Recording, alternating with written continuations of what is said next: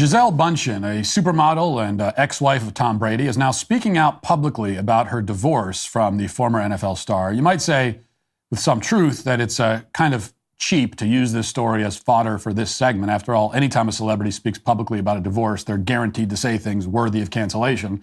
Celebrities are very often shallow, self-absorbed, and stupid, and never does that become more apparent than when they are trying to publicly rationalize their failed marriages. Be that as it may, cheap or not, Giselle has earned her spot here today. Fox News has the story, quote, Brazilian supermodel Giselle Bundchen is breaking her silence about their divorce from former NFL superstar Tom Brady. After 13 years of marriage, Bundchen spoke her truth in a tell-all interview and put a stop to the rumors for good.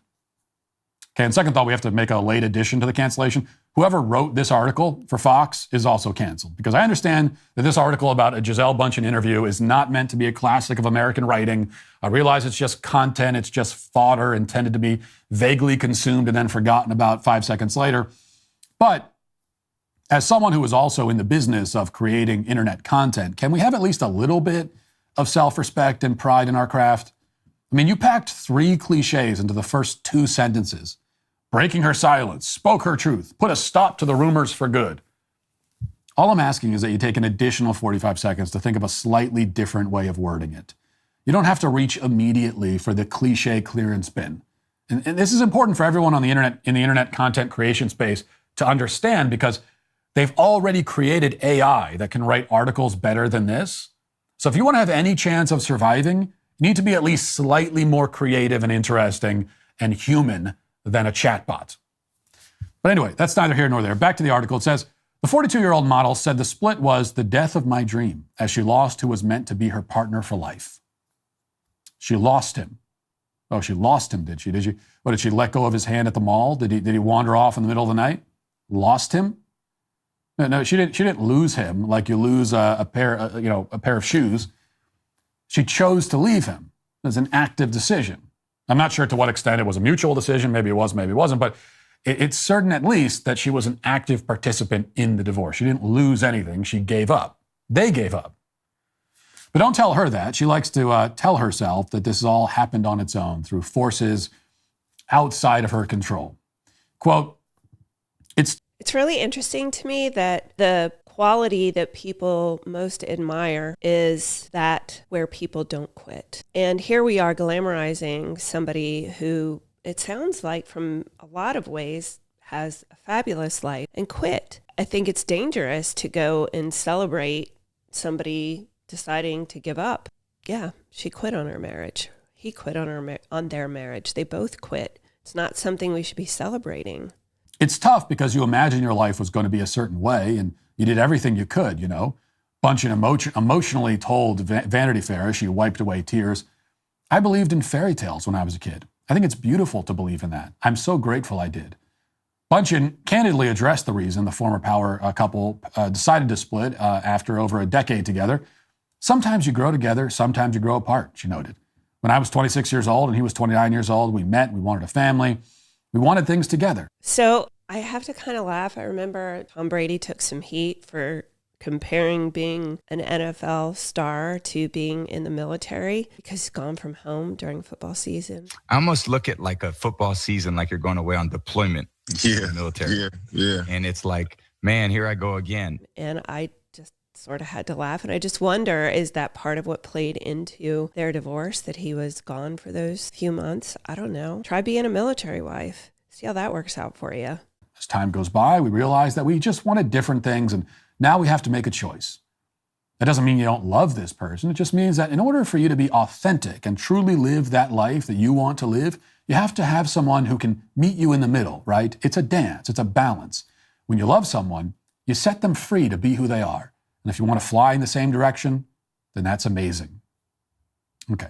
No, it's not like you meet in the middle in any relationship. Sometimes you have to go 100% to the other person. Sometimes the other person has to come 100% to you. She sounds like she's talking about a fairy tale, which is probably why her marriage didn't work. Because life and marriage is not a fairy tale, even when you are a supermodel married to a supermodel type football player and have 3 beautiful children. You know, people have real struggles and hardship in making marriage work. And I don't get it. She doesn't say there was drugs or abuse or alcoholism or anything of that nature. It was that they grew apart, had different dreams. Well, over the course of marriage, you're going to have different dreams. It doesn't mean you get to leave the person just because they're pursuing a different path, unless their path is cheating on you or leaving you for another individual. And these days, it could be a man or a woman they're leaving you for. Lord only knows. Let's clear up two things. First, if you leave your spouse, it absolutely does mean that you don't love him. The word love has no meaning if it can apply to a broken vow just as much as it applies to an honored vow. The way that Giselle defines love, the way that our culture defines it generally, is essentially like this. A loving action. Our society doesn't really define love. They define it as love is love. Love is love. And it doesn't work that way. When you love somebody and you're committed to them, you don't leave them when they're shitty. You don't leave them when things aren't great. They don't leave you when you're shitty, when things aren't great with you. That's called commitment, and it has absolutely nothing to do with love. Love and commitment are two very different things, and they get rather conflated. Action is whatever action I happen to be taking at this moment. To love someone is to do whatever I want to do. And this is what she means when she says the word love. It's quite a convenient definition of the term, but it's also meaningless. It's a meaningless definition. Love is not merely a feeling. And even if it was merely a feeling, you clearly don't feel too great about somebody if you want to divorce them. But it's more than that. Love is a choice. It's an act. It's a sacrifice. Love is an activity. To love your spouse is to be faithful. It is to be loyal. It is to be reliable. It is to look out for their physical and spiritual well-being and so on. Divorce is the severing of all of that, which is to say that it is the death of marital love. I mean, that's the whole point of getting divorced. The most important point is that a faithful marriage and a divorce are both choices. They are options actively chosen. Giselle talks about marriage using passive language. We grow apart, time goes by. Sometimes you end up going in different directions. It's like Tom and Giselle were two pieces of litter, a couple of empty plastic bottles floating in a puddle, randomly bumping into each other and then drifting off in opposite directions. She talks about it like she has no control over it. Now, in any other situation, she is certain to speak highly and confidently of her own agency, her strength as a fierce and independent woman. But when it comes to making excuses for a failed marriage, if you want to fight for your marriage, you can. You can do it for a while without the other person wanting it either. They will eventually come around or they won't. But just giving up because your dreams were different, that's not really what marriage is supposed to be. It shouldn't be so disposable. Suddenly, she's a helpless flower being swept along by the forces of fate. Second, Giselle claims that her divorce was a necessary step in the pursuit of authenticity. She says that in order to be authentic and to live the life you want to live, sometimes you have to break your marriage vows and destroy your family.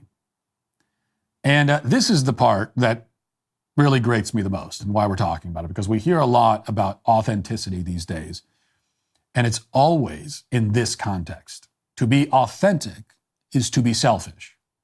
The authentic path is the most convenient path. It is authentic to the self in the sense that it serves the interests of the self, or at least what you perceive your interests to be. But this is not authenticity, not in any meaningful way. If it is authentic, it's only because you are authentically following your most cowardly and self-serving and shallowest impulses. But there is a higher authenticity, right? There is an authenticity that we should actually strive towards. And that is the authenticity of a virtuous life, the authenticity of faithfulness and love and sacrifice, the authenticity of promises kept and vows upheld. True authenticity can be found in the pursuit of something greater than yourself, which is what marriage is all about, or what it's supposed to be. And that's what Giselle. Is there any real surprise that you have these two people who have praise heaped upon them all the time for their skills, their ability, and their appearance that can't stick it out? It must be extraordinarily difficult. I mean, this is why we see Hollywood marriages fail all the time. And when you put yourself out into the public to discuss it, get ready, because somebody like Matt Walsh, somebody like me is going to come along and say, you're just a quitter. Stop putting all of this fairy dust around it. You just quit. One or both of you quit. It can't work when both people are not involved, but both people have to quit for it to be over as well. And they both quit. They're quitters. It's like the worst insult in the world is for somebody to call me a quitter. I hate quitters. And that's what Giselle has abandoned. And that's why she is today, finally, canceled. Is it okay for her kids to grow up in a broken home so she can pursue her authentic self? Is it okay to put them through all of that because she and their dad had different dreams? I mean, teach your children to do hard things. Teach them by your example that marriage is highly imperfect, that there are times when you'd like to step away, maybe even times when you need a little bit of a break. I'm not talking about moving out. I'm not talking about going away for weeks at a time. I'm talking about going and doing something for the afternoon by yourself, clear your head. But we're so quick to give up on things, and that's why so many things in our society are falling apart. Quitting is pervasive. It's excused. And in this instance, it seems to almost be glamorized, and that's disgusting.